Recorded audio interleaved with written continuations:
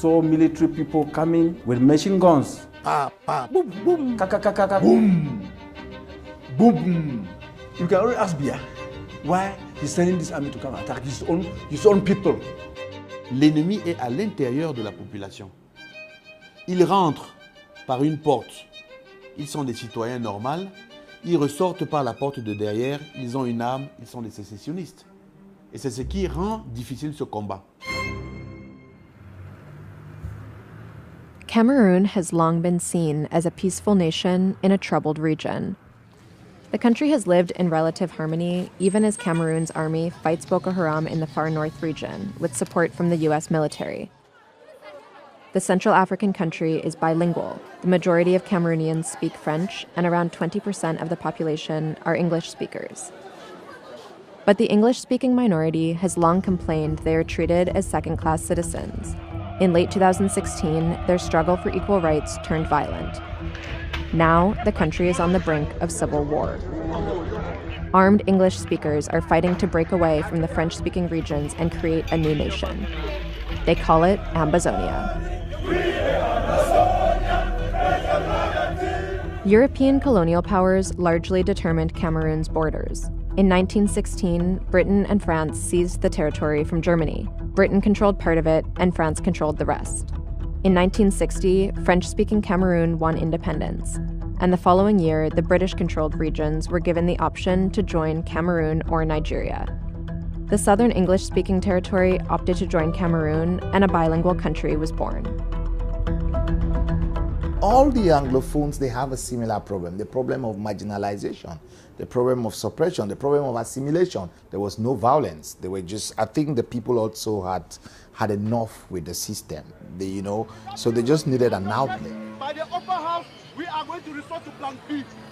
Are we right? 2 years ago, English-speaking civil servants began protesting what they have seen as forced assimilation. Many feel that French speakers have consolidated power, excluding English speakers from government and cutting them off from economic development. The demonstrations snowballed into a larger movement. The government cracked down, jailing moderate leaders and killing some protesters. The movement now had to fall in the hands of people who were more extremists, who were more not only clamoring for the rights, but wanted independence. So that was how things just turned, to the worst. And as the violence grew, many with more moderate views were radicalized. I don't want Cameroon anymore. I want to fight for a new country. English speakers who support the cause imagine a nation where they control their own government and resources. Now, the national military finds itself fighting civilians turned armed secessionists. In Yaoundé, the capital, posters of President Paul Biya are everywhere. Biya, now in his mid-80s, has been in power since 1982. His administration's version of events is at odds with civilian accounts of what's happening in the English-speaking regions.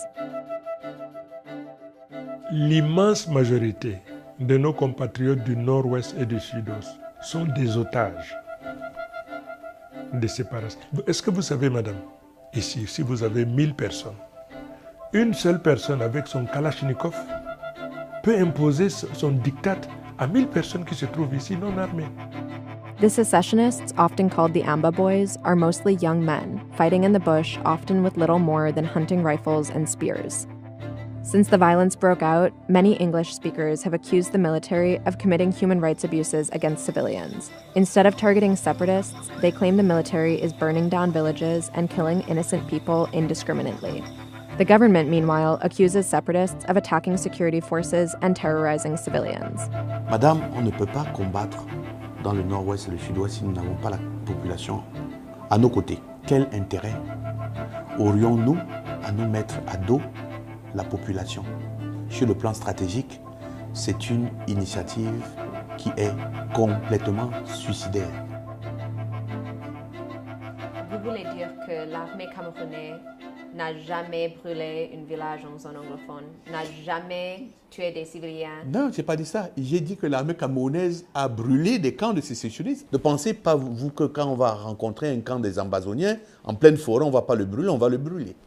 Mais l'armée n'a jamais trouvé les civiliens et du tout. tué ça. Okay. Du tout. Ça, c'est les pratiques des terroristes. Aujourd'hui, la population commence à comprendre où est son bien-être. Hundreds of civilians have died and 500,000 have been displaced, according to human rights groups. I have 7 children, all distressed. Even up to now, I don't even know where some of my children are. Man, but if they see any young boy there, they can shoot him. They say he's Ambazonia. The military people will shoot him.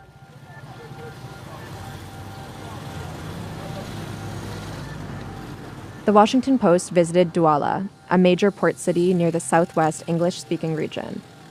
Displaced people there described when the national military came to their villages. So I saw two armies 100 meters away from me, on my both sides, and then some were coming from my left, some from the right.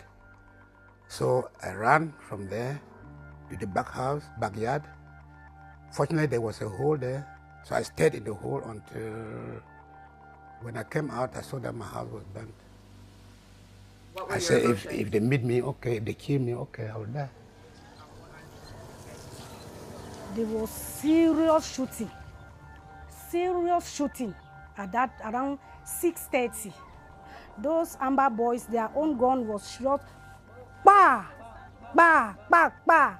Then the military on, you just hear, bah, bah, bah, bah, bah, bah, bah, boom. That is a military gun. It was so serious. The shooting was almost for 4 hours. Nobody going outside. We were just sitting in the square where some people were selling, were drinking. So they came and they just surprised people. We were arrested, so they asked us to lie down. We were beaten. They asked us to lie down. As we were lying, the lady complained she can't lie, she is pregnant. That's where she was shot dead. Members of Cameroon's Rapid Intervention Battalion, also known as BIR, received training and support from around 300 U.S. troops in the country's far north region, where the military is fighting a separate battle against Boko Haram militants. U.S. officials insist they are taking measures to ensure training and equipment intended for counterterrorism are not being used in the country's English-speaking regions. Some English speakers said they witnessed BIR carrying out human rights abuses in their villages. Yeah, they came in their truck and they were wearing a black vest with BIR written on it, on their chest and on their back. After Douala, the Post visited Chung. Civilians there were still living in fear of reprisal from the government.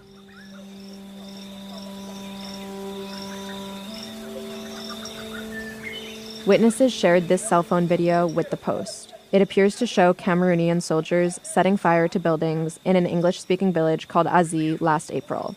In a separate investigation, the BBC matched the location in the video to satellite imagery consistent with fire damage in Azi. I saw in my eyes the military with the armored car. They stood a very long distance. They stood in Azi. One grandmother was running. She could have been around about 90.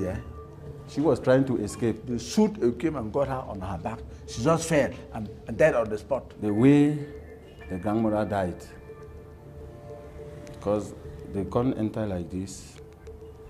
Behind here, there was a very big hole. Their problem, the military in Cameroon and La Republic, their problem is just that immediately they realize that you are from the English-speaking part of the country. You don't deserve being alive. That is their problem. In response to the specific testimony included in this report, the Cameroonian military said the allegations were false and that they amounted to propaganda. The Post was unable to independently verify civilian testimony of military abuse, but human rights groups have reported similar accounts from the regions. Officials refused repeated requests from the Post to travel to Buea, the capital of the southwest English-speaking region. They insisted the city was mainly secure, but they warned that separatists would target foreigners. Access to the English-speaking areas is increasingly limited, with military checkpoints established between the regions. Disinformation campaigns from the separatists and the government have made it more difficult to differentiate fact from fiction. Eventually, a local journalist filmed these scenes in Buea for the Post. This is what the city looks like on a calm Thursday. But, the journalist told the Post, on Mondays, these same streets are empty. Only security forces are outside. For the past 2 years, the English-speaking regions have observed a ghost town protocol on Mondays. Schools, shops, and businesses all close. Ghost towns originally began as a peaceful protest. Now, the journalist says, civilians don't leave their home out of fear of retaliation from both the separatists and the military. Si les gens adhèrent à votre vision, vous n'avez pas besoin d'utiliser la violence. Il faut qu'ils brûlent les boutiques, il faut qu'ils amputent les gens, il faut qu'ils empêchent par la violence aux enfants d'aller à l'école. Ça atteste donc de ce que c'est par la violence, par la terreur, par l'intimidation qu'ils imposent leur doctrine sécessionniste. You cannot ask the government to sit round table with people and to negotiate the split, the amputation of the nation. This can never take place and will never take place. English speakers don't know where their future lies. Many fear the separatists are fighting a losing battle. Many simply want to return home. Others are willing to take up arms to defend the dream of Ambazonia until the very end. There's no turning back. There's no turning back. There's no turning back. No one day.